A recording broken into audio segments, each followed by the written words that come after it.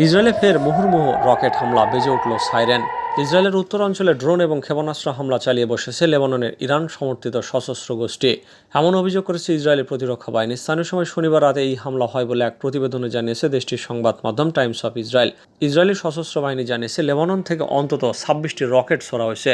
এগুলো ইসরায়েলের উত্তর অঞ্চলে বার ইও হাই অঞ্চলের খোলা জায়গায় আঘাত এনেছে। মেরন পর্বতের আশেপাশে আকাশ হামলার সতর্কীকরণ সাইরেন বাজানো হয়, তবে এই হামলায় কেউ হতাহত হয়নি বা কোনো ক্ষয়ক্ষতি হয়নি বলে জানিয়েছে বাহিনী। এক বিবৃতিতে হিজবুল্লাহ জানিয়েছে তারা বিস্ফোরক ড্রোন এবং সুনির্দিষ্ট লক্ষ্যে আঘাত হানতে সক্ষম ক্ষেপণাস্ত্র ব্যবহার করে আল মানারা সামরিক কমান্ডের সদর দপ্তর ও গোলানি ব্রিগেডের 51তম ব্যাটালিয়নের কিছু সদস্যদের উপর হামলা চালিয়েছে। ইসরায়েলি বাহিনী জানিয়েছে নিজস্ব আকাশ হামলা প্রতিরক্ষা ব্যবস্থা আয়রন ড্রোম সাফল্যের সঙ্গে লেবানন থেকে আসা এই হামলা প্রতিহত করেছে। হামলার উৎসে পাল্টা হামলা চালানো হয়েছে বলে জানিয়েছে আইডিএফ।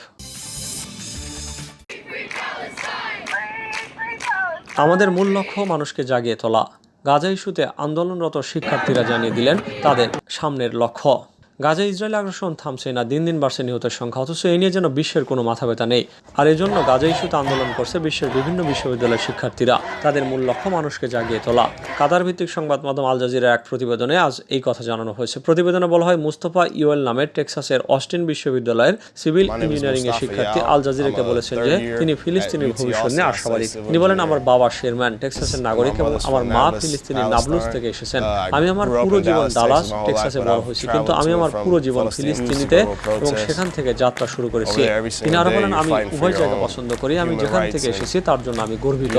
ইউটি অস্টিনের ৩য় বর্ষের ছাত্র ইয়াএল বলেছেন যে তিনি হামাসকে সমর্থন করেন এবং তাদের বিক্ষোভগুলো ইহুদি বিরোধী বা ইহুদি জনগণের নির্মূলকেও সমর্থন করে না। তিনি বলেন, আমাদের মূল লক্ষ্য হলো মানুষের চোখ খুলে দেওয়া, তাদেরকে জাগিয়ে তোলা এবং ইসরায়েলে অর্থ পাঠানো বন্ধ করা।